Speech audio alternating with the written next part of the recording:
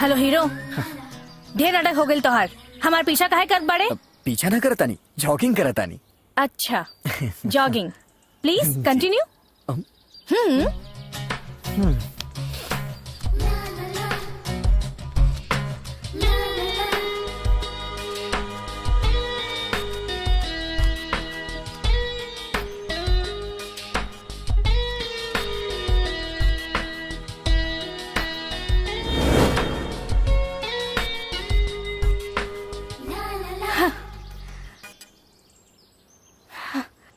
ए hero, यहाँ आओ।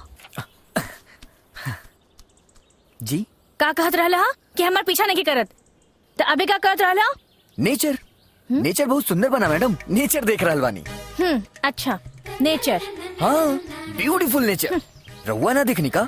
अरे ऐसा लागत बा जैसे प्रकृति और हम और प्रकृति एक दूसरे खातिर बनल बानी। ई फीलिंग ही बढ़िया बा। एक काम कर, एहिजा बैठ के कविता लिख। कविता? याद रखिया, हमार नाम सोनू हा। स्विमिंग पूल कोच बानी हम। जुहू में हमार फ्लैट बा और जेब में हमार कोटेक कार्ड बा।